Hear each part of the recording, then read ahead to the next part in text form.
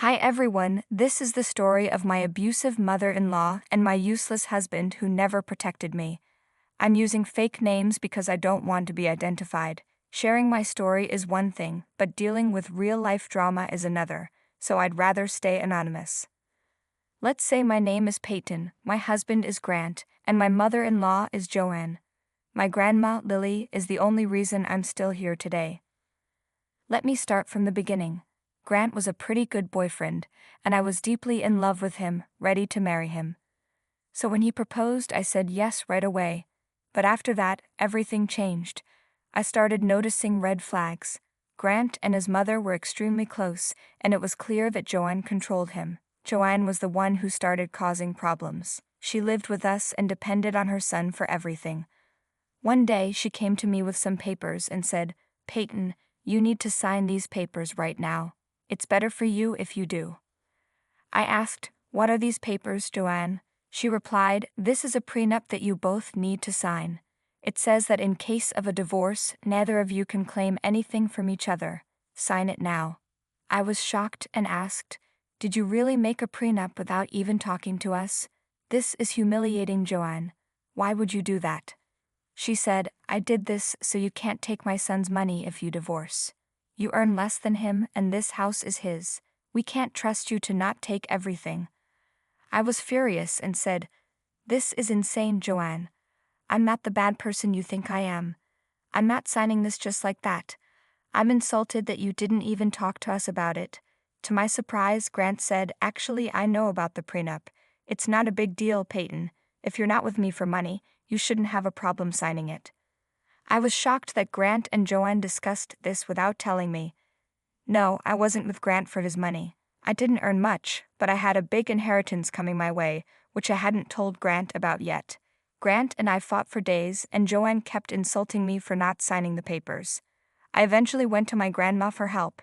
She listened to everything and then said, "Honey, are you sure you want to marry this man? I don't think he's the right one for you. You two aren't even married yet, and he's already making plans with his mother against you." I replied, "It's just this one problem, Grandma. I really love Grant, and he loves me too. I can't imagine marrying anyone else. He's a good man." Grandma said, "If you've made up your mind, then go ahead and sign the prenup. I'll have my lawyer look it over, but I have one request. Never tell them that your grandparents are millionaires. I don't want them to know." I said, "I haven't told them anything yet, Grandma, but why don't you want me to say it?" She replied, "I understand things better than you, Peyton. You're seeing them through rose-colored glasses. Your grandfather and I worked hard to build this fortune, and I don't want anyone taking advantage of you and your money." I assured her, "Grandma, you don't have to worry. I won't tell them anything since you asked me not to. Besides, Grant is a good man, and he'd never do that. If his mother gets out of hand, I'm sure he'll protect me." But I was wrong. Grant turned out to be a horrible man, and his mother was even worse than I knew. I gave in and signed the prenup, and later realized it was a wise decision. As soon as we got married, Joanne started to abuse me regularly. Even after signing the prenup, she verbally and sometimes physically abused me. I'm too ashamed to talk about everything she did, but there's one incident I need to share because it was the turning point in my marriage. One day, after I got home from work, Joanne stormed into my room with a smirk on her face. She handed me a big bag of clothes and demanded that I wash them. I didn't protest because I was used to her behavior. I knew that if I refused, she'd tell Grant, and they'd both verbally abuse me. It was routine. So I picked up the heavy bag even though it was hard for me. While I was walking down the hall, Joanne tripped me and I fell. I hurt my ankle and screamed in pain. Joanne just laughed and walked away. After putting some ice on my ankle, I called Grant and told him, "Grant, I fell and hurt my ankle. Your mother tripped me today." I had taken her abuse for a long time and finally told Grant, "You need to do something. She's crossed the line." But Grant didn't believe me. He said, "Don't make up lies about Mom, Peyton. She would never do something like that. You just want her out of the house and don't want to do your chores. Stop lying and trying to defame her." I pleaded, "I'm not lying, Grant. Please believe me." But he replied, "Don't waste my time, Peyton. Go back and do the chores Mom gave you. I don't want to hear another complaint." Then he hung up on me. Grant never stood up for me and always acted like I was the problem. I usually kept quiet because I didn't want him to leave me. But this time, I'd had enough. I just couldn't take it anymore. I was secretly seeing a therapist with my grandma's help, and their abuse was becoming too much to handle. It was then that I realized I needed to get out. To make things worse, Joanne sent me nasty texts, saying I deserved what she did and that Grant would never speak against her. I was furious and decided I needed revenge. The opportunity came when my grandma passed away. I was heartbroken but relieved because she had been in a lot of pain. I stayed strong, knowing she was finally free and reunited with my granddad. Grant didn't help me at all when my grandma died.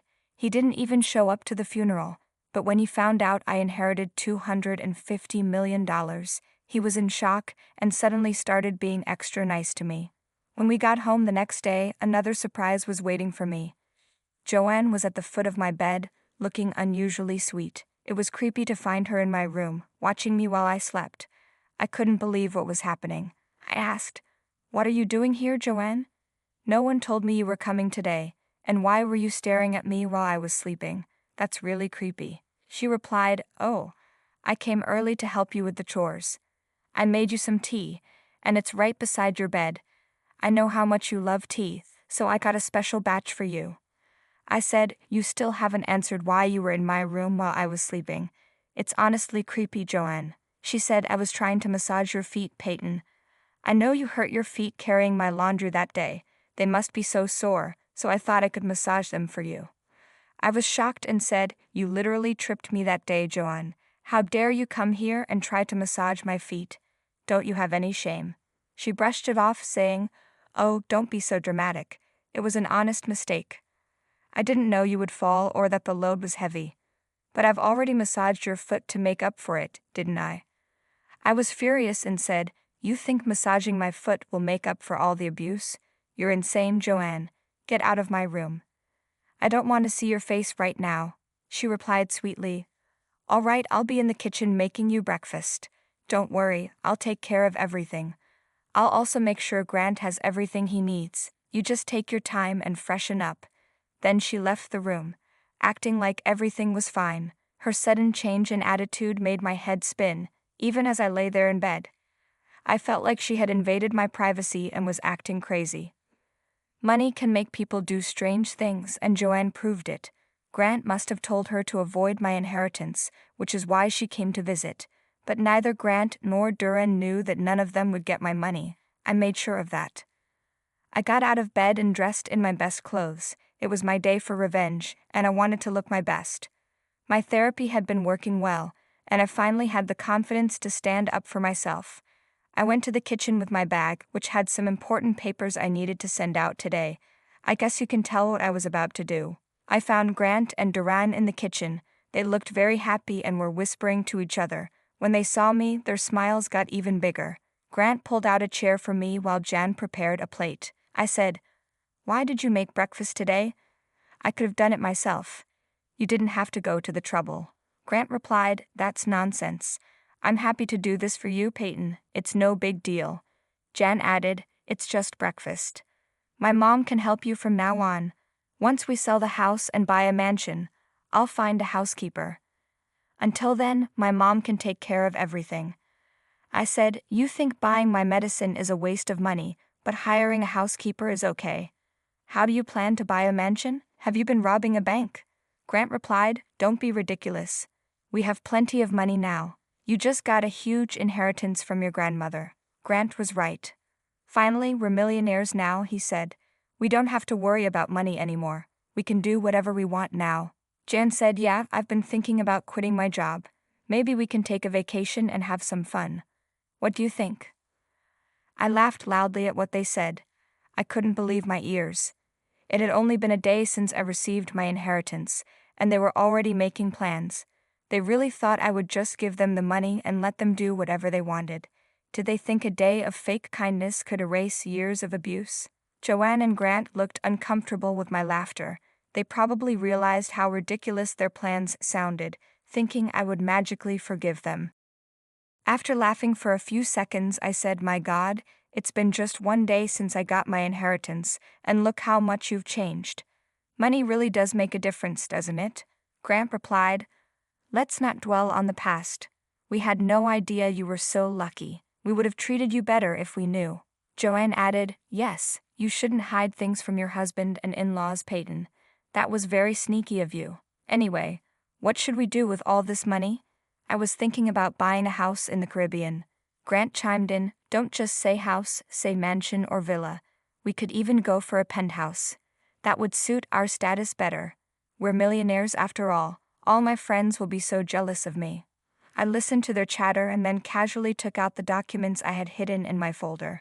Joanne and Grant looked at me expectantly, as if I was giving them papers that would make the money theirs. But they were in for a surprise. Holding the papers, I said, let me correct you guys. We're not millionaires. I am a millionaire now. The money is mine.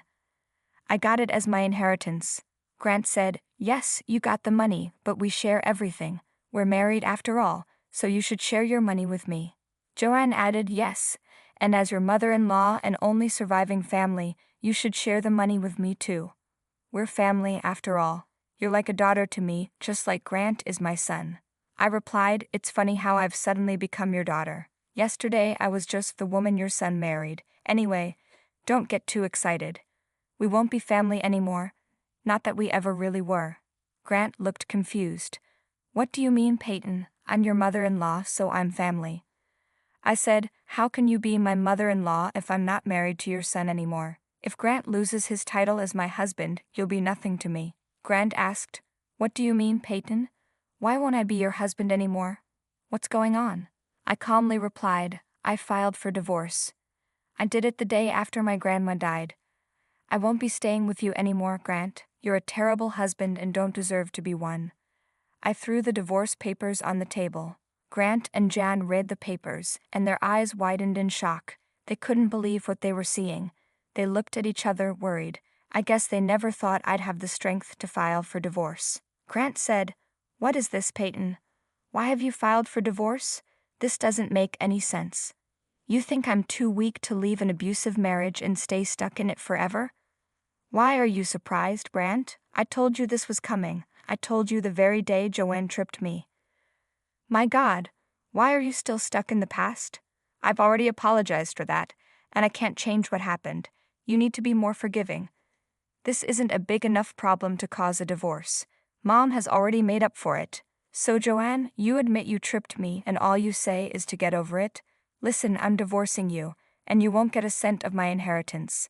I can't believe I love someone as awful as you, Grant, and I'm ashamed I tried to impress a monster like you, Joanne.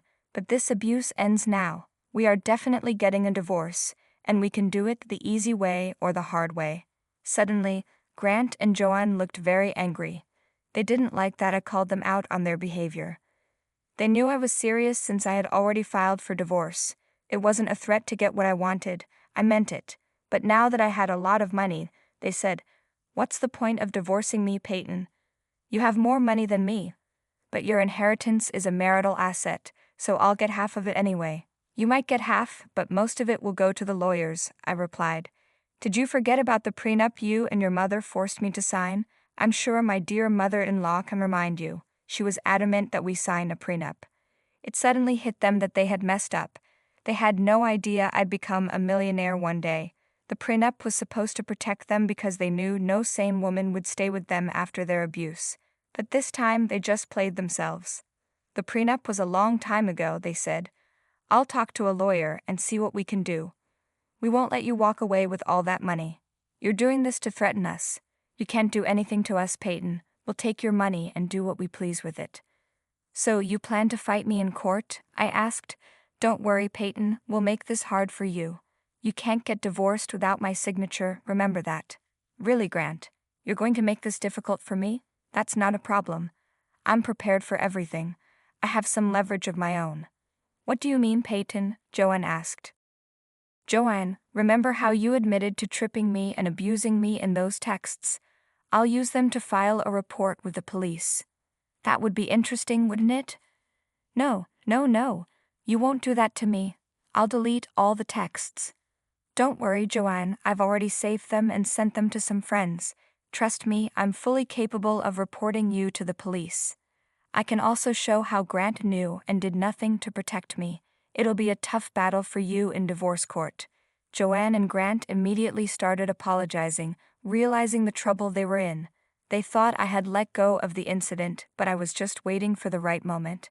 Now, Joanne and Grant were in deep trouble and didn't know what to do.